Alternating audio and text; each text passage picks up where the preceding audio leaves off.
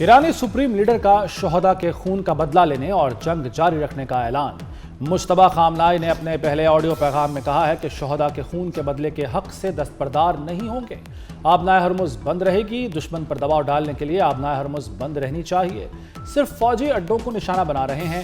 امریکی اڈے بند نہ ہوئے تو حملے جاری رہیں گے۔ ہم پڑوسیوں سے دوستانہ روابط پر یقین رکھتے ہیں۔ ایرانی عوام کا اتحاد ہمیشہ قائم رہے گا۔ عوام یکجہتی سے دشمن کو شکست دیں گے۔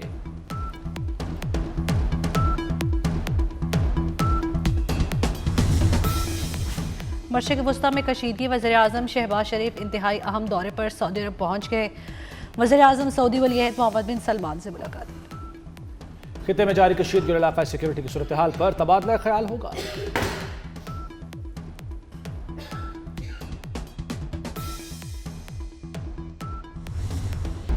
پاکستان خطے میں استحکام کے لیے کوششیں کرتا رہے گا۔ ایران اور سعودی عرب کے درمیان پل کا کردار ادا کر رہے ہیں۔ ترجمان دفتر خارجہ طاہر حسین اندرابی کی بریفنگ۔ کہتے ہیں وزیراعظم کا دورہ سعودی عرب انتہائی اہم ہے۔ جلد ایرانی صدر بھی سعودی عرب پہنچ رہے ہیں۔ مشرق وسطی کی صورتحال پر شدید تشویش ہے۔ تمام فریقین تحمل کا مظاہرہ کریں۔ کشیدگی بڑھنے سے خطے کے امن و استحکام کو نقصان پہنچ سکتا ہے۔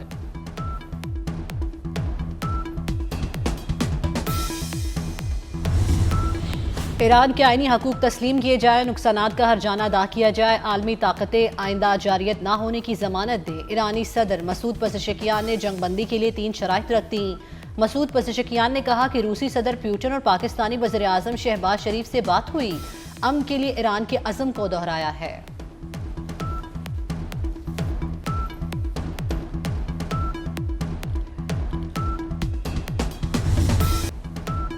ایران کے خلاف جنگ پہلے ہی گھنٹے جیت لی تھی۔ امریکی صدر ڈونلڈ ٹرمپ کا ایک بار پھر جنگ جیتنے کا دعویٰ۔ ٹرمپ نے جنگ کے خاتمے کو مقاصد کے حصول سے مشروط کر دیا۔ کہا ایران کی فضائیہ کو مکمل ختم کر دیا۔ اہداف کے حصول تک جنگ جاری رہے گی۔ تیل کی قیمتیں کم کرنے کے لیے ذخائر سے فائدہ اٹھائیں گے۔ آبنائے ہرمز کی صورتحال پر کڑی نظر ہے۔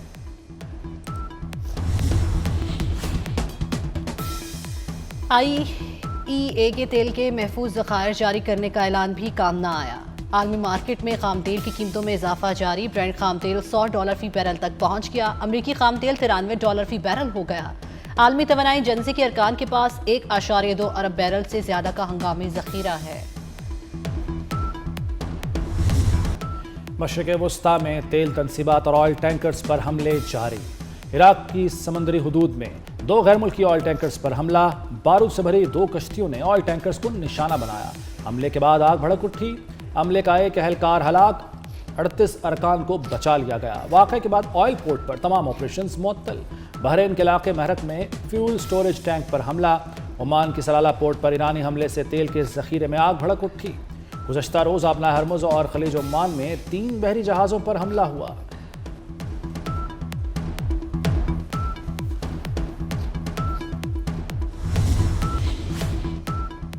ایران کے امریکی اڈوں اور اسرائیل پر تباہ کن وار حملوں کی 41ویں لہر نے دشمن پر قہر ڈھا دیا۔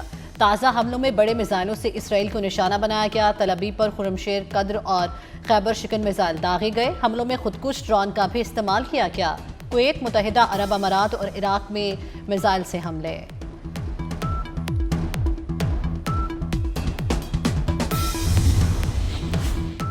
خلیجی ممالک میں حملے جاری۔ سعودی عرب میں پرنس سلطان ایئر بیس اور شیوا آئل فیلڈ کو نشانہ بنانے کی کوشش کی گئی۔ ڈرونز کہاں سے داغے گئے واضح نہ ہو سکا۔ سعودی وزارت دفاع نے 18 ڈرونز کو روکنے اور تباہ کرنے کا دعویٰ کر دیا۔ دبئی میں ڈرون حملے کے نتیجے میں ایک عمارت میں معمولی آگ لگی۔ بحرین میں 4 جاسوس گرفتار۔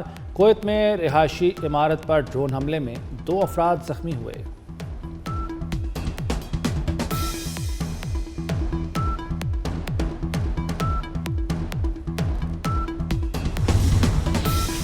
ایران خلیجی ممالک پر حملے روکے۔ سلامتی کونسل میں قرارداد منظور۔ خلیجی ممالک کی پیش قرارداد کے حق میں 13 ووٹ آئے۔ ووٹنگ کے دوران چین اور روس غیر حاضر رہے۔ سلامتی کونسل میں روس کی جنگ بندی قرارداد منظور نہ ہو سکی۔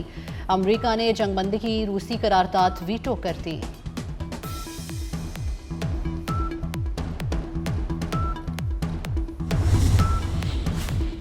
قرارداد ایران کے خلاف واضح ناانصافی ہے، سلامتی کونسل میں منظور کی گئی قرارداد پر ایران کا اظہار افسوس۔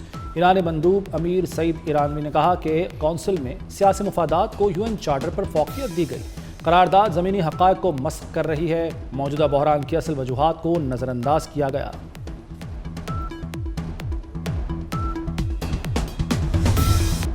ایران پر حملوں نے عالمی امن خطرے میں ڈال دیا۔ پاکستان نے اقوام متحدہ میں بحرین اور روس کی پیش کی قراردادوں کی حمایت کر دی۔ پاکستانی مندوب عاصم افتخار نے کہا کہ متحدہ عرب امارات پر ایرانی حملوں سے 2 پاکستانی جاں بحق ہوئے۔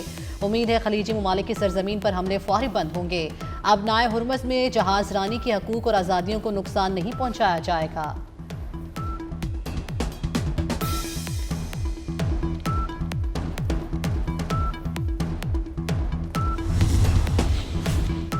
اسرائیل کے لبنان میں شدید اور خوفناک حملے، بیروت میں 8 افراد شہید، 31 زخمی ہو گئے، ساحل پر موجود بے گھر افراد بھی نشانہ بنے۔ اسرائیل نے زاہیہ کے علاقے میں 100 راکٹ داغے، جنگی طیاروں نے بیت یاہون، کونین اور جنوبی لبنان کے دیگر قصبوں پر بمباری کی، توپ خانے سے بھی شدید گولے برسائے گئے۔ اسرائیلی حملوں میں 634 شہری جاں بحق، 8 لاکھ بے گھر ہو چکے۔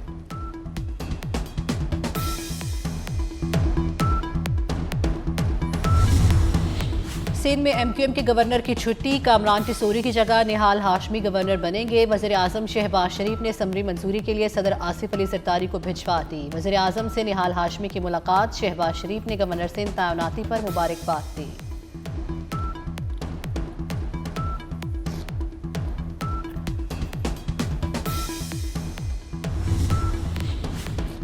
گورنر سندھ کی تبدیلی پر MQM پاکستان ناراض، حکومت چھوڑنے کی دھمکی دے دی۔ وزیر اعظم سے رابطے کا فیصلہ، MQM کا وفد جلد وزیر اعظم سے ملاقات کرے گا۔ فاروق ستار پھٹ پڑے، کہا ایک طرفہ فیصلے کے بعد حکومت میں رہنے کا کوئی جواز نہیں۔ کامران ٹیسوری بولے کس نے ہٹایا اور کس کے کہنے پر ہٹایا سب جانتا ہوں۔ بانی PTI کو شفا انٹرنیشنل ہسپتال منتقل کرنے کی درخواست مسترد، اسلام آباد ہائی کورٹ کا میڈیکل چیک اپ کے لیے نیا بورڈ تشکیل دینے کا حکم، ذاتی معالجین کو میڈیکل بورڈ میں شامل کرنے کی استدعا بھی مسترد کر دی گئی۔ عدالت نے واضح کیا کہ بانی کو ہسپتال منتقل کرنا ہے یا نہیں، فیصلہ میڈیکل بورڈ کرے گا۔ ڈاکٹر عارف اور ڈاکٹر ندیم قریشی کو میڈیکل بورڈ میں شامل کرنے کا حکم۔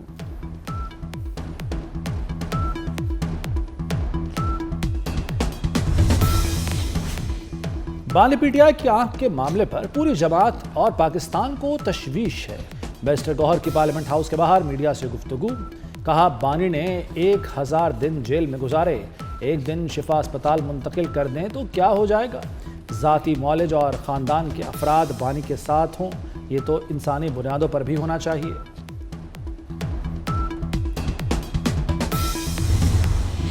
پاکستان اور IMF سٹاف لیول کے معاہدے تک پہنچنے میں ناکام، IMF کا سخت مانیٹری پالیسی کے تسلسل پر زور، IMF کو عالمی سطح پر توانائی کی بڑھتی قیمتوں اور مالی دباؤ پر تشویش۔ علامے کے مطابق پاکستان نے مذاکرات میں بہترین کارکردگی دکھائی، IMF مشن اور پاکستانی حکام کے درمیان اقتصادی مذاکرات جاری رہیں گے۔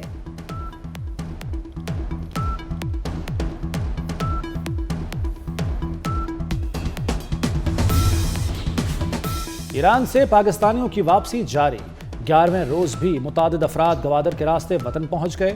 ڈپٹی کمشنر گوادر نقیب اللہ کاکڑ کے مطابق گوادر سے 21 طلبہ سمیت مزید 114 افراد واپس وطن پہنچے۔ مجموعی طور پر 1235 افراد ایران سے پاکستان پہنچ چکے ہیں۔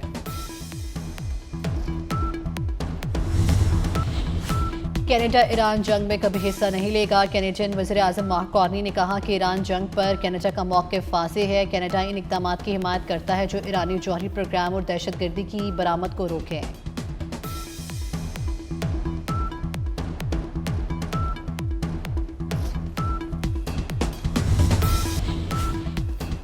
ترک صدر طیب ایردوان اسرائیلی وزیراعظم پر برس پڑے، نیتن یاہو کو ہولوکاسٹ کے بعد اسرائیلیوں کے لیے سب سے بڑی آفت قرار دے دیا۔ ترک صدر کا تناؤ مزید بڑھانے کی بجائے کشیدگی میں کمی کی کوششوں کی ضرورت پر زور، کہا فریقین کو مذاکرات کی میز پر لانے کی کوشش کر رہے ہیں۔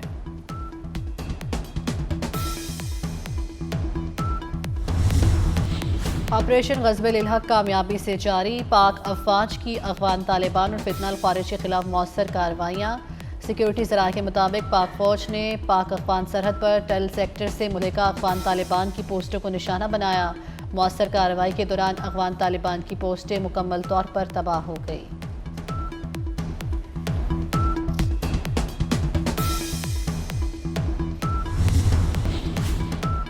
پنجاب کو خطے کا لیڈنگ اے آئی صوبہ بنانے کا ہدف 2030 تک اے آئی سے 10 سے 20 ارب ڈالر کی سرمایہ کاری ہوگی۔ پنجاب اے آئی آفس میں اسپیشل پروجیکٹ ڈیلیوری یونٹ قائم ہوگا۔ پہلے اے آئی ڈیلیوری یونٹ قائم کیا جائے گا۔ لاہور میں بارش اور یالہ باری، راولپنڈی، گجرانوالہ، ناروال سمیت پنجاب کے کئی اضلاع میں موسلادھار بارش۔ اسلام آباد میں بھی برسات سے گرمی کی شدت میں کمی آ گئی۔ خیبر پختونخوا کے مختلف علاقوں میں بارش، سیاحتی مقامات ناران اور بابو سر ٹاپ پر برف باری۔ گلگت بلتستان کے بلائی علاقوں میں بھی سفید موتیوں کی برسات۔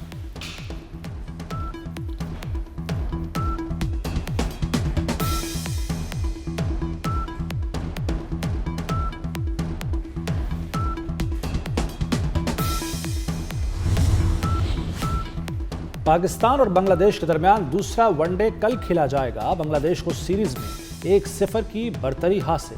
شاہین 11 کم بیک کرنے کے لیے پرعزم۔ سینئر اداکار عاصم بخاری لاہور میں سپرد خاک۔ نماز جنازہ میں عزیز و قارب اور شوبز شخصیات کی شرکت۔ عاصم بخاری طویل عرصے سے گردوں اور دل کے عارضے میں مبتلا تھے۔ بے شمار ٹی وی ڈراموں، سٹیج اور فلموں میں کام کیا۔